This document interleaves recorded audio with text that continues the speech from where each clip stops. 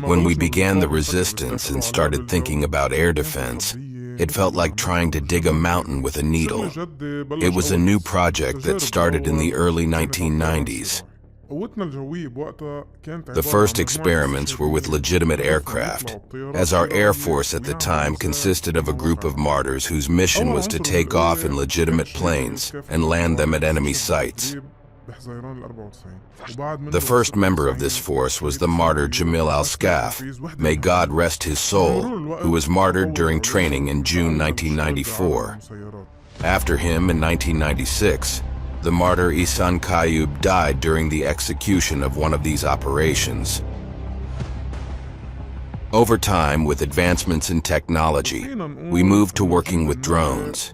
We can say that our qualitative efforts began to focus after the liberation in 2000, coinciding with the activation of drone programs by our brothers in the Revolutionary Guard.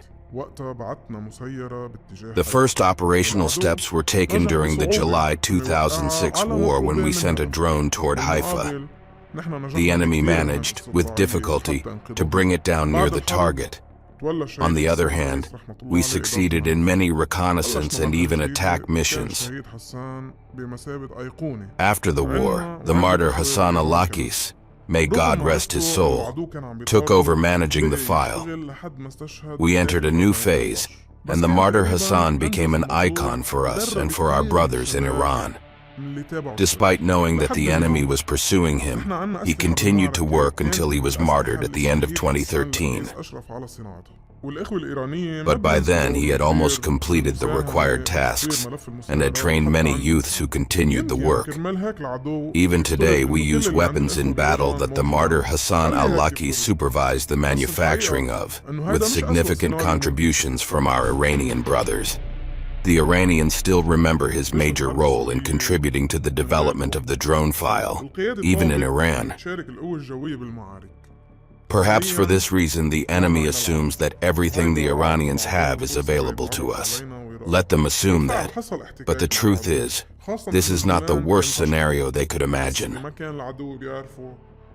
The Syrian war came without pause, and the leadership requested the Air Force to participate in the battles. Practically, we exposed ourselves to the world, giving the enemy an opportunity to observe us and track us. Indeed, there was contact with the enemy, especially as the Golan was close by. However, what the enemy did not know was that we successfully turned this threat into another opportunity. We often deliberately left drones within the enemy's range so they could shoot them down or take control of them. But this was part of a deliberate plan to gather specific information about their capabilities, and through this, we learned much about their detection power, radar systems, and the range of their air defense weapons. The enemy fell into our trap in many experiments. On one occasion, we tested the range of the Patriot system that could be used against our drones. The missile reached Jordan, and yet the drone returned safely to its base. The Syrian experience was a great treasure for us, and what we learned there over 8 years is equivalent to 16 years of experience. During this period, the enemy worked tirelessly to prevent us from acquiring air power capabilities. They began to threaten European companies not to deal with us. They tried to sabotage Iranian factories, sending defective materials to these factories to ensure that the products that reached us were flawed. They failed most of the time, although they thought they had succeeded. Recently, they realized that their efforts were futile. Later, they tried to stop us from receiving this capability by attacking shipments en route. When they were sure the shipments had arrived, their target shifted to attacking the power at its location before we could benefit from it. Our experience in Syria, and later in Iraq against ISIS, gave us many advantages. But fighting against Israel is another matter.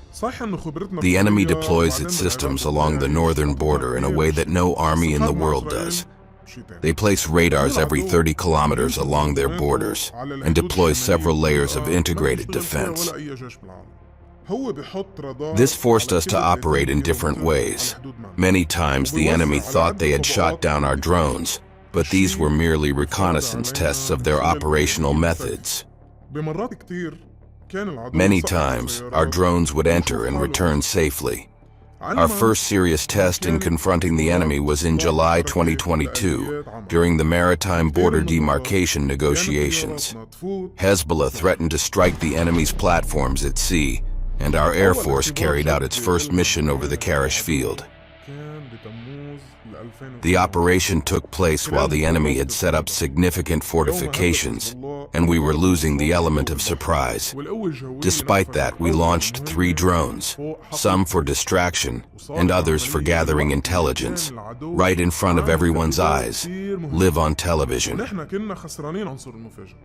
The enemy deployed 4 or 5 squadrons of fighter jets and helicopters, but the drone managed to penetrate and reach its designated location over Karish. We had agreed not to send drones for the enemy to shoot down. We wanted the planes to trigger missile fire. We wanted a missile confrontation.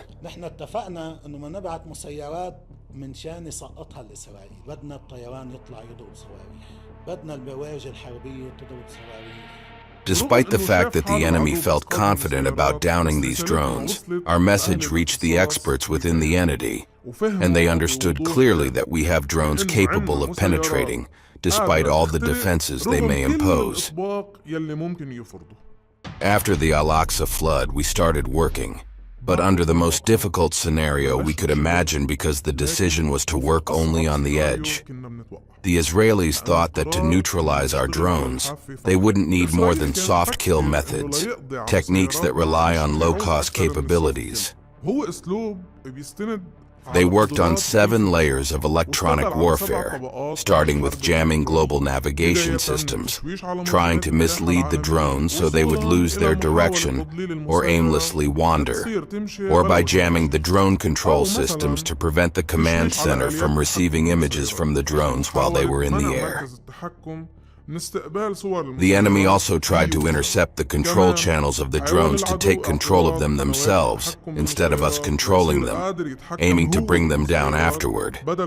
However, all of these programs ultimately failed. The enemy also enlisted its Saeqeh warships, as the Navy is equipped with the Alpha radar and several other radars suitable for detecting flying objects. Moreover, they relied on 7 types of cameras, both optical and thermal, which they deployed in all strategic areas, particularly along the border with us. This is why we targeted the towers housing these cameras and radars from the very first day of the war. When the soft kill approach failed, the enemy shifted to hard kill methods. Here we're talking about an integrated air defense system, including Het's Patriot and David's Sling systems, alongside the Iron Dome systems like Tamir, Spider, and DB. All of this was in addition to the role of the Air Force and helicopters, and more recently they added the Vulcan system.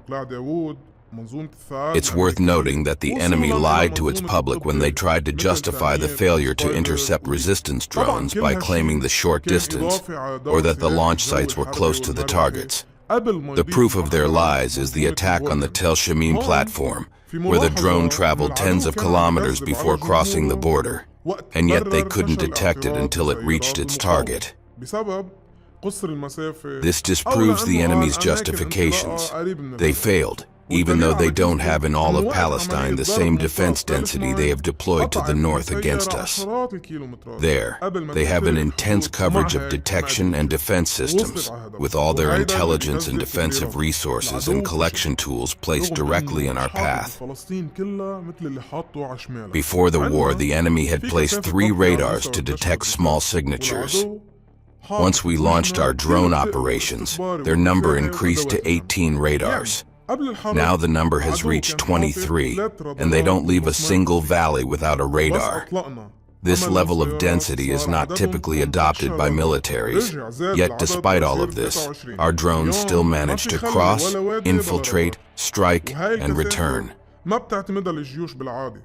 In terms of balance between the resistance and the enemy, in terms of operational costs, It should be clear to us that militaries operate based on the principle of economy of force, meaning they don't use overwhelming power to counter small threats.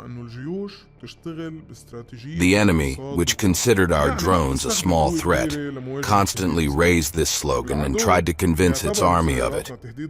But with the resistance, the large differences in costs became apparent. When they activate the Iron Dome to down a simple reconnaissance drone, they are launching more than 4 missiles, each costing $50,000, meaning they are spending $200,000. When they fail to shoot down the drone and call in the Air Force to handle it, the cost per flight hour is about $40,000. Sometimes they also call on helicopters, or even resort to using Patriot missiles, each of which costs around $3 million. And many times they still fail to bring down the drone. In the end, they end up spending millions of dollars to counter a drone that may cost no more than $3,000. This isn't to downplay our drones, but the difference lies in how we use the technology. This impacts the core of the production line. For example, there are drones that armies purchase for $500,000, while we produce a general-purpose version for less than $5,000. In another example, a squadron of 4 American Scan Eagle drones is sold for $10 million with a ground control base, but we produce the same squadron for less than $100,000.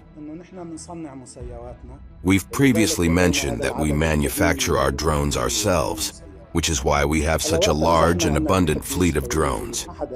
At one point, we joked that anyone who wanted to buy could come, but no one bought, and we didn't sell. We must also not forget the additional operational costs on the enemy. Since they raised the sensitivity of all detection systems, it led to the constant activation of alarm sirens, often for trivial reasons like a few birds flying by. Once we sent a drone that cost very little, and the enemy launched 1 missile, then a second, then a third, and eventually hit one of their own drones by mistake. Meanwhile, our drone returned safely. Another example is the Tel Shamim balloon, on which the Israelis spent hundreds of millions of dollars, placing a highly important radar in it. Suddenly, a drone struck it and successfully penetrated its defenses. The enemy only discovered it at the last moment, but they couldn't prevent it from completing its mission. Here, we worked on the principle of economy of force. Instead of using a precision missile to strike something like this balloon, we sent a drone that cost very little and hit the core of their strength. This idea was repeated with the Iron Dome radar they boast about. The American manufacturer claimed that if you throw a baseball over Beirut, this radar would detect it. Yet our drone hovered over it, filmed it, left, came back several times, and finally struck and destroyed its missile launchers.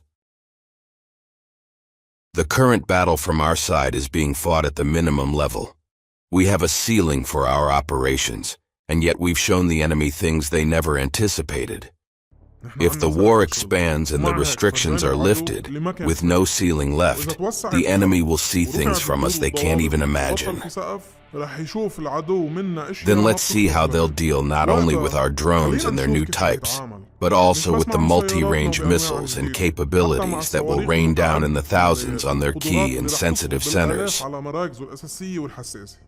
The Secretary General said from Kiryat Shmona to Iran, "We say, at your service, sir, and wherever you want we will reach."